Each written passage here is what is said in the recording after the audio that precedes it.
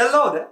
Welcome to Anybody Can Code C++ series. So if you're new to this series, you can click on the card that's above to check out our previous videos.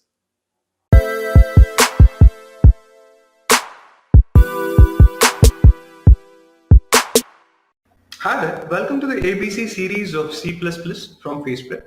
So in the last episode, you had seen a lot of predefined functions which we had used in C++, right? So we had a lot of header files which we had taken and we had done a lot of operations based on the predefined functions what we had related to strings, characters and integers and all that sorts, right? So I had also, given you a hint that if there can be a predefined functions, it is also possible for, anybody to write their own function, right? So in this particular episode, we will be having a look at how to write our own function, right? So be it, the simplest of the functions till the complex of the functions. So I'll just be telling you what are the things which are necessary for you to build a function and how to implement that in this particular code. So when it comes to functions, we have three basic things for us to divide it into. So the first thing is called as function declaration. Second thing is called as a function call. And the last thing is called as a function definition. Okay, so for understanding what these three parameters are, I'll just be explaining you with a practical example. So let's try to build our own function of, taking power of any number. Okay, because it's really simple to understand and to code also, right? So it just takes 3 or 4 lines of code. So let's try to understand it, guys. So I've got this template over here. Let me just try to clear off all these things. So what we'll do is the program is simple. We'll be taking 2 inputs from the user. Okay, so the 2 inputs will be A and B. So the user will be giving us 2 inputs. So if the user is giving us 2 inputs, we'll have to scan the inputs. So we'll be using Cin over here. And once we have scanned the inputs, what we'll do is we'll just write a function called as power. We have not written it yet. Okay, we'll write a function called as power, and we'll pass these parameters A and B inside that particular function. Okay, and as a result we'll be getting a print statement as the power of the whatever parameters we have passed, right? So here, as I told, the first one was your function declaration, right? So why do we declare a function is you know that main is also a function, right? So it is the starting of any execution. Okay, so in your very lengthy code or the smallest code, the execution starts from main method or the main function, right? So if we have to tell the main method that there is a function what we have written, okay, so we can write the function after the main. We can write the we can, let me just take these lines. So we can write the functions over here after the main, or we can write the functions over here before main. Okay, so if we write the functions after the main, main will be able to understand that we have got certain functions and we are supposed to take into considerations. But if we write the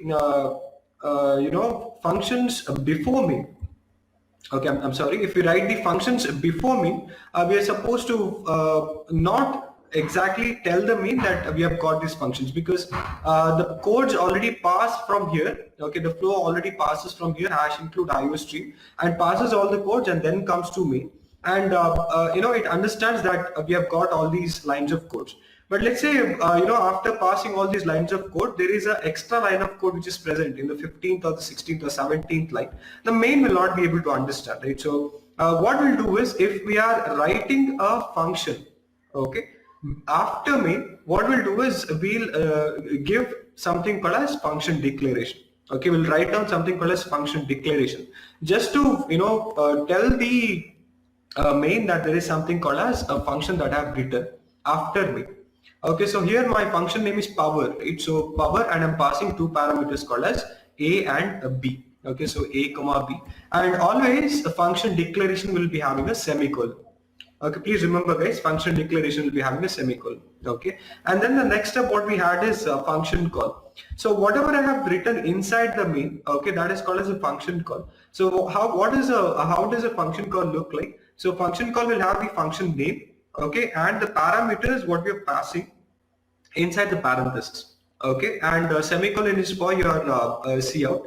Okay, whatever is there inside the main, it has to have a semicolon to end up the line over there, right? So that is why we have given the semicolon over there, or else this is called as a function call.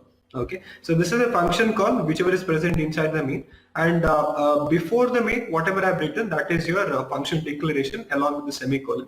Okay, and if I write after main, okay, let me just take the same name. Okay, I'm supposed to take the same name. So I've written something after the main. I've written the same name after the main, right? So this is called as function definition. So as it says function definition, right? So it has to be defined. So if it has to be defined, it has to have a body. Okay, so inside these braces, we'll be writing the codes, whatever it is supposed to do. Okay, now the code is really incomplete, guys. This is a partial code what we've written, a small snippet.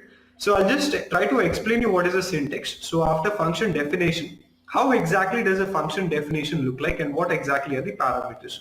Okay, so a function will always have a return type. Okay, a function will always have a return type, just like how our main function has int as the return type.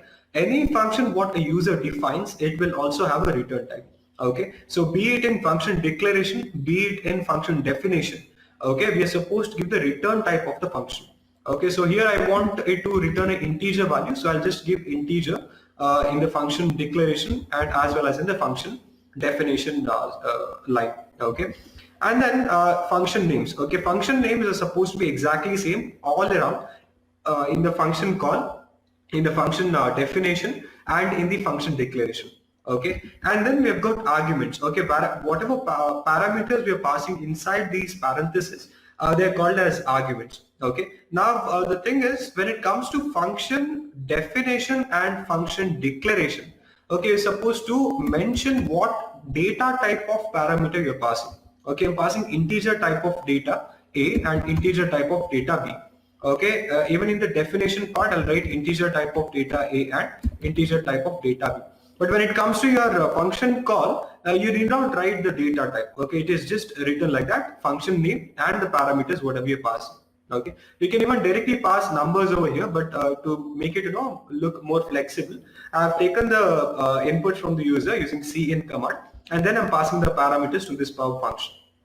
All right, and that's it, guys. So we have written the main things what is required. So function declaration is written because I'm writing the function after main. Okay, and then inside the main I've given the function call, and after the main I've written the function definition.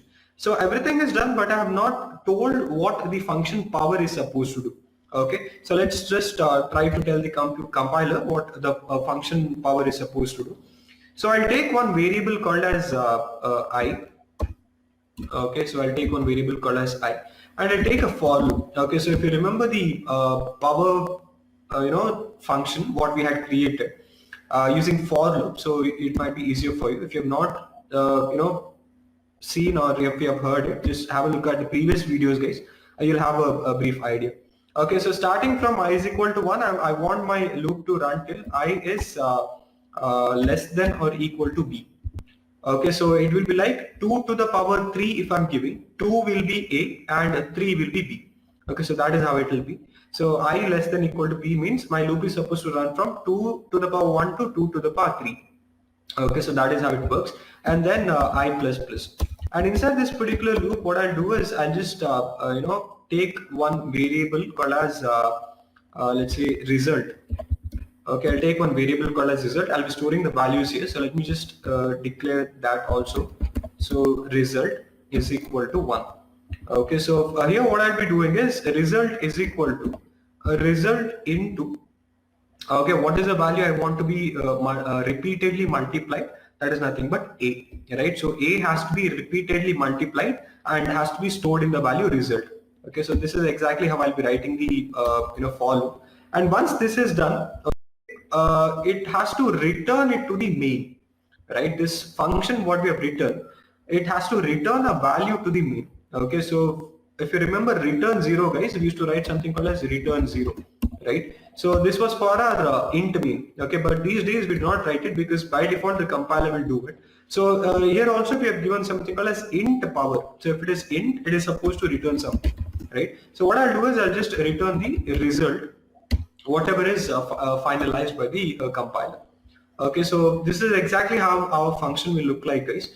So what we have done is we have written int main, okay, and inside this we have scanned two numbers. We have passed the parameters what we have scanned to the power function what we have created, and the function what we have created, it runs a loop, okay, starting from 1 till parameter b, okay, and it just keeps on multiplying parameter a, and finally it returns a result to this particular function call, and it gets printed directly using cout statement. Okay, so let's just try to run this particular command and check what happens. So initially when you write simple functions, there might be errors, guys, so please don't freak out. So just try to analyze the things. So here what I'm doing is I'm taking 2 and 3. So 2 raised to the power 3, what will be my answer? So that is what I'm supposed to check.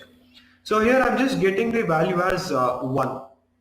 Okay, now why am I getting the value as 1 is because so yeah, I've initialized result is equal to 1, right? I've taken result is equal to 1, right? So it is just taking that particular value and it is returning.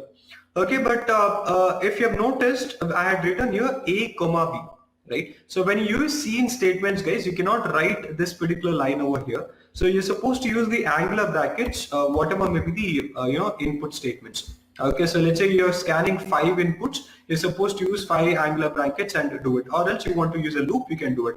Okay, so now let's check what exactly it says. Okay, so still I'll be checking for 2 to the power 3. So 2 and 3 I'll be giving as the input, and you can see it is giving us the appropriate output as 8. Okay, so let me just try to make it a slight fancier. So I'll just try to print A. Okay, I'll just try to print A. Raised to the power. So raised to the power symbol is this. Okay, raised to the power B. Okay, A raised to the power B. Okay, then I'll just give a space and is okay, double quotes closed, and this is supposed to be printed. Now let's see what is the answer I'll be getting. So again, I'll just try to print the same thing, but just try to make it fancier. So 2 and 3 will be my inputs. Okay, so you can see 2 raised to the power 3 is 8. Okay, so there is no space here. So let me just try to give the space, and now let me try to run. So 2 space 3. Okay, so 2 raised to the power 3 is 8. So this is a very simple function, guys, what I've written over here. So I told you a very important thing that function declaration is supposed to be given only when function is written after the main, right? So let me just cut this function after the main and write it before main. Okay, so I'll just write it down over here. Now let's check if it works fine. Okay, so if I'm writing the function before main, I do not have to write the function declaration. That is why I've taken it off. Okay, so let's just try to run this now.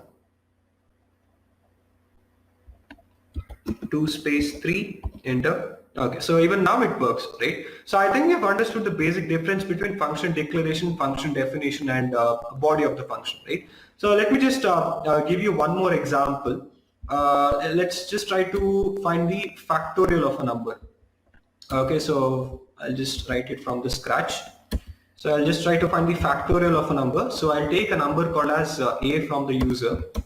Okay, so cin a. Okay, so a will be a number, and cout, I want this to give me a factorial of a number.